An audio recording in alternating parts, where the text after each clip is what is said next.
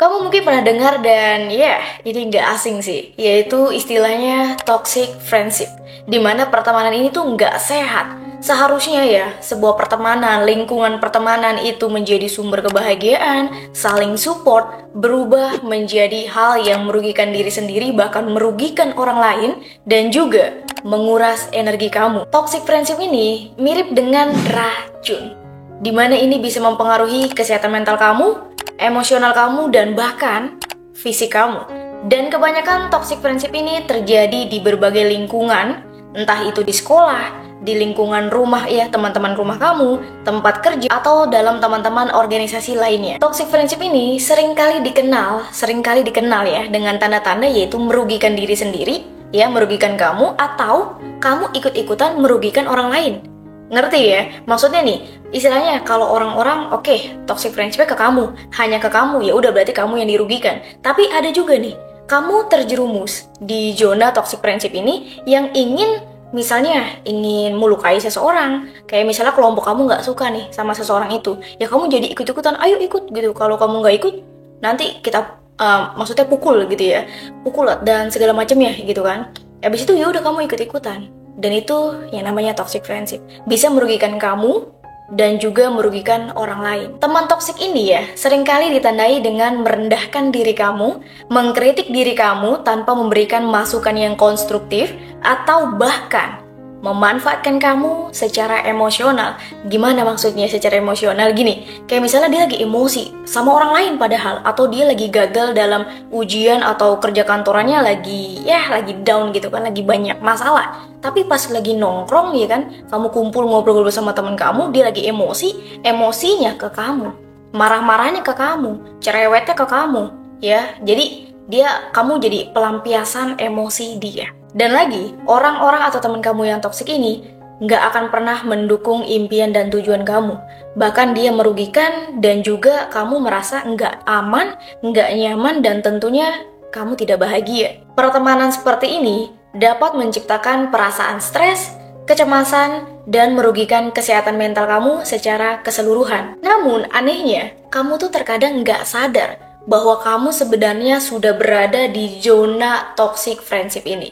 Karena tanpa kamu sadari, kamu sudah terjebak. Karena adanya rasa takut kehilangan teman, rasa bersalah, atau bahkan ketidaktahuan kita tentang apa yang sebenarnya terjadi. Oleh karena itu, sangat penting bagi kita untuk mengetahui tanda-tanda atau langkah-langkah ya, sifat-sifat awal dari orang yang memiliki sifat toxic friendship ini. Dan bagaimana caranya kita melepas dalam pertemanan yang tidak sehat ini setelah kita ya memang tanpa disadari sudah berada di dalamnya. Oke, langsung saja simak video sampai habis hingga kamu tahu maksudnya.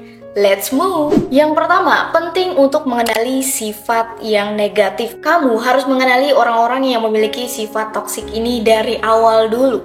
Dari awal sebelum kamu terjerumus masuk dalam lingkungan pertemanan yang tidak sehat. Karena orang-orang yang seperti ini ya, orang-orang yang toksik dalam pertemanan, biasanya dia tidak akan membantu kamu untuk mencapai tujuan kamu, tidak akan membantu kamu menjadi orang yang lebih baik.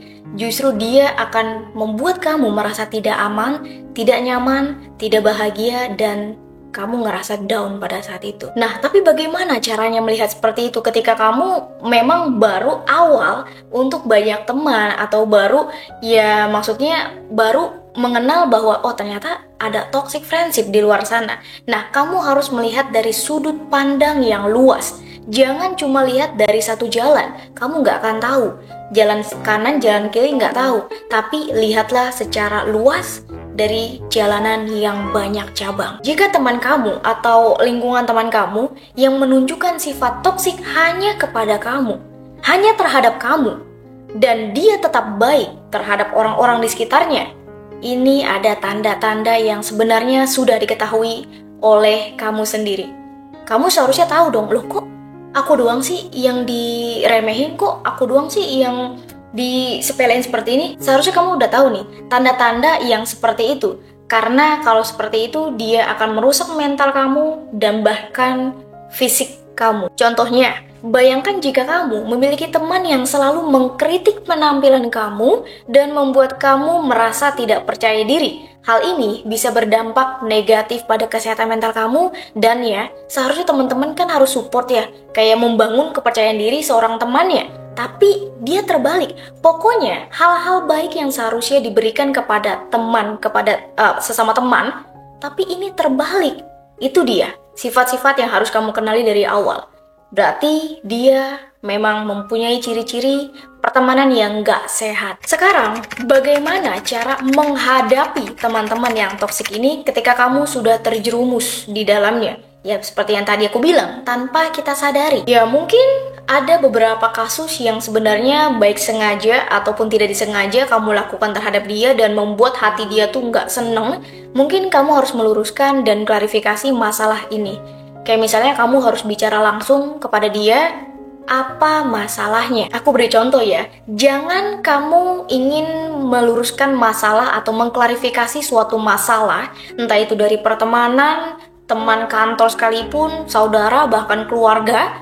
Mendingan kamu langsung ketemu face to face dibanding kamu harus menyelesaikan atau mengklarifikasi masalah tersebut dari WA, ya pokoknya dari chat, atau telepon, atau video call sekalipun, no.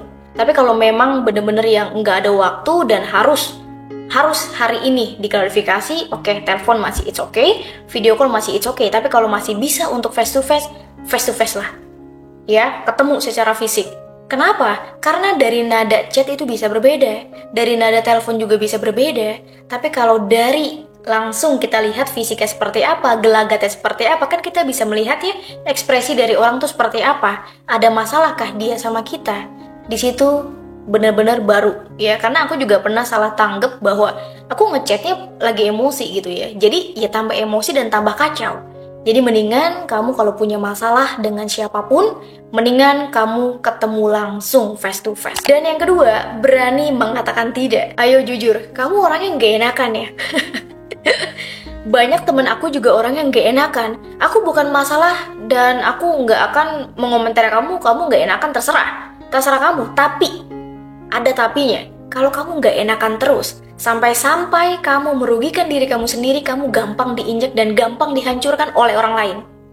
Itu aja. Karena pertemanan yang toksik ini benar-benar sangat merugikan kamu. Mereka bisa saja memanfaatkan keenggak enakan kamu itu tanpa ampun. Ya, mereka akan merugikan kamu baik secara fisik, secara keuangan, secara mental sekalipun tanpa ampun.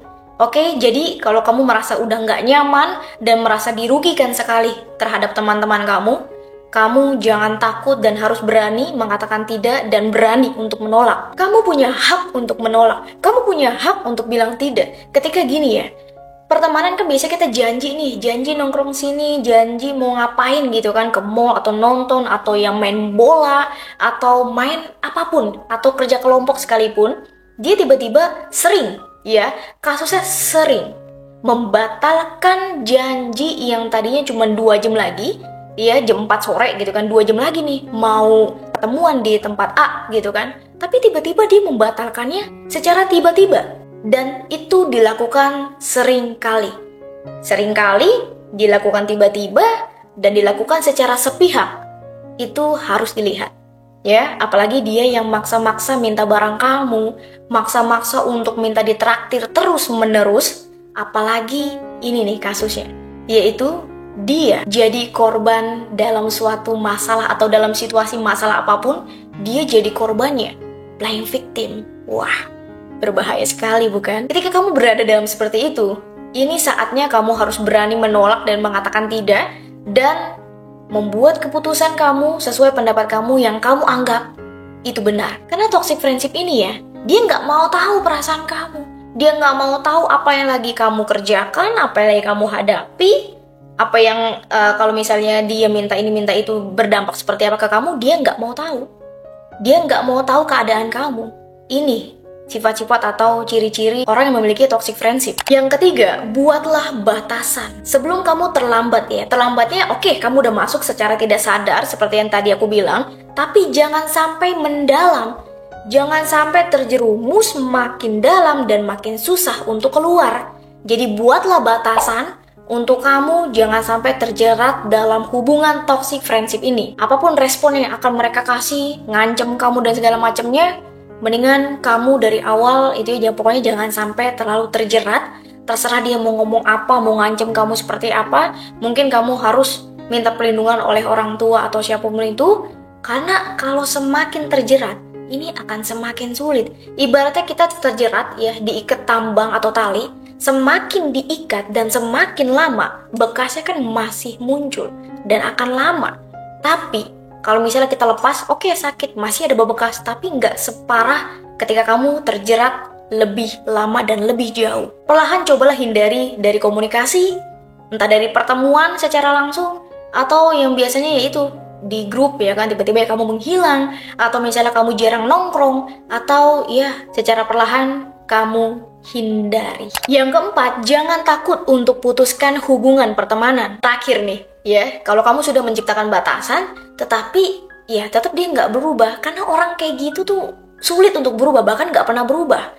Ya, bahkan setelah dia mempunyai keluarga, kalau memang dia sudah mendarah daging dan sudah terjerat terlalu dalam, itu nggak akan berubah. Jadi ketika kamu sudah menciptakan batasan dan dikiranya nggak ada perubahan, inilah saatnya kamu pilih mau putuskan hubungan pertemanan itu atau akan terus melanjutkannya. Ingat ya, jangan sampai merusak diri kamu sendiri, mental, keuangan, fisik sekalipun, bahkan orang lain jadi ikut terjerat karena kamu masuk ke toxic friendship ini. Mendingan kamu keluar dari pertemanan itu. Ya, kamu udah tahu pertemanan itu nggak sehat dan nggak ada manfaatnya lagi. Apa yang kamu harapkan dari pertemanan seperti itu? Apa? Teman-teman yang banyak, teman-teman yang sok jagoan, teman-teman yang sok pinter di luar sana. Iya, mau seperti itu, mau jadi kelompok seperti itu. Aku tahu memutuskan hubungan pertemanan itu memang sulit, bahkan sangat sulit. Tapi kalau kamu udah tahu pertemanannya toksik, apa alasan kamu untuk mempertahankan seperti itu? Apa? Jawab. Ingat, kesehatan mental kamu dan kebahagiaan kamu itu jauh lebih tinggi, pilarnya lebih tinggi dibanding mempertahankan hubungan yang toksik seperti ini. Apalagi cuma pertemanan. Oke, jadi keempat itu, yang pertama kamu harus mengenali, yang kedua kamu harus berani, ya jangan takut untuk mengatakan tidak, harus berani untuk menolak, dan yang ketiga buat batasan, dan yang terakhir adalah pilih. Memutuskan hubungan pertemanan atau terus melanjutkan. Hidup itu pilihan, bukan? Jadi aku nggak mau, ya kamu harus kayak gini, kamu harus kayak gitu. Setiap orang, aku nggak akan pernah bisa ngerubah kamu. Aku nggak akan pernah bisa ngerubah kamu. Yang bisa ngerubah kamu adalah setelah mendengarkan video ini, kamu tergerak dalam hati kamu bahwa kamu ingin merubah diri kamu ke arah yang lebih baik dan meninggalkan pertemanan yang toksik, baru bisa. Aku mau mulutku berbusa atau sekalipun aku ngomongin ke kamu kalau kamunya nggak mau berubah, nggak akan pernah berubah. Tapi dari diri kamu, aku hanya membantu meluruskan dan menjernihkan otak kamu sekarang. Jadi pilihan di kamu, mau teruskan atau berhenti di sini. Tenang aja, teman tuh banyak. Kamu nggak cuman ketemu 1, 10, 20 orang, enggak. Kamu akan berteman dengan banyak orang yang belum kamu temui. Jadi santai aja, lingkungan adalah cerminan diri. Artinya apa? Kalau kamu nggak ngerti artinya apa, aku jelasin. Artinya ketika kamu sudah masuk ke lingkungan pertemanan yang misalnya baik, ya itu juga akan cerminan jadi kamu baik. Kamu masuk ke pertemanan yang buruk, itu juga akan mencerminkan perilakumu buruk. Oke, aku bisa menetapkan batasan kalaupun pertemanan itu toksik gitu ya. Aku mah tetap baik gitu kan. Ngapain kamu terus-terusan berada di air yang keruh? Air yang keruh, kalau kamu bersih, masihkah kamu bersih? Entah mental kamu atau fisik kamu tuh kena gitu loh. Mental kamu jadi kena, hati-hati. Mindset juga hati-hati. Ya misalnya seharusnya kamu orangnya independen, orangnya ambisius, ketemu teman-teman yang malas, ketemu teman-teman yang cuman ngerecokin orang lain, yang nggak mau masa depannya baik, apakah kamu tidak akan terjerumus cepat atau lambat? Mungkin 5-7 tahun tidak akan kelihatan dampaknya. Tapi apakah 10 tahun kamu masih menjamin kamu tidak akan kena air keruh itu? Who knows? Jadi mendingan kamu cari teman yang baik-baik aja. Kamu juga bisa kok nyoba kembali berhubungan sama teman lama yang lebih sehat dan positif. Dengan begitu, kamu nggak akan terjebak dalam pertemanan yang memiliki zona toxic friendship ini. Oke, cari pertemanan yang baik, yang saling support, yang saling membahagiakan, dan tentunya dia tidak iri atas kesuksesan kamu, justru dia termotivasi akan kesuksesan kamu dan kamu harus berjalan beriringan. Itu baru temen. Ya, susah senang jalani sama-sama, itu baru temen. Jangan kayak, iri sama dia. Gimana caranya ya untuk dia tuh gagal dalam usahanya ya, iri gitu kan. Lah, kenapa kamu nggak fokus sama diri kamu? Kenapa kamu nggak lihat, loh kok dia bisa, kenapa kamu nggak bisa? Itu yang harus kamu pikirkan. Ya, jadi temanlah yang baik. Kalau misalnya kamu belum punya teman-teman atau lingkungan yang baik, jadilah dirimu yang baik dulu. Ketika kamu dirimu udah baik, ketika diri kamu udah independen, ketika diri kamu udah ambisius untuk mengarahkan ke arah yang lebih baik untuk masa depan kamu sendiri, teman-teman yang baik juga akan menghampiri kamu. Jadi kalau memang kamu belum ketemu orang-orang atau belum ketemu teman-teman yang bisa support satu sama lain, support diri kamu sendiri. Oke, jangan mengharapkan kamu punya teman yang baik, orang yang saling mendukung kamu. Kalau kamunya aja nggak mulai mendukung orang lain, bagaimana kamu mendapatkan pertemanan seperti itu? Nggak akan bisa. Mulailah dari diri kamu dulu, baru orang lain bisa untuk kamu jadikan teman. Oke, intinya jangan biarkan kamu terjebak tanpa kamu sadari atau kamu terjebak terlalu dalam, jangan. Oke, jangan. Kumpullah bersama teman-teman yang membahas soal invest, soal keuangan, soal kesehatan, soal keagamaan, soal masa depan, soal bisnis, atau hubungan yang sehat. Temuilah teman-teman yang membahas seperti itu daripada membahas kayak, cowok itu ganteng, bagaimana sih dapat cowok yang ganteng kayak gitu, kaya gitu kan. Cewek lu berapa gitu kan. Ya, gue baru cewek dapat 2. Gimana sih lu dapat cewek 2? Lu bisa dapat 5. Sini nih gue kasih tahu caranya gitu kan. Carilah teman yang tadi gue sebutin ya, yang membahas itu semua daripada membahas orang lain, daripada ngegosipin orang lain. No, jadilah dirimu yang bervalue, maka orang lain atau teman-teman kamu yang bervalue pun nanti akan menghampiri kamu. Oke, semoga video bermanfaat dan jangan lupa untuk like, subscribe, dan bye-bye.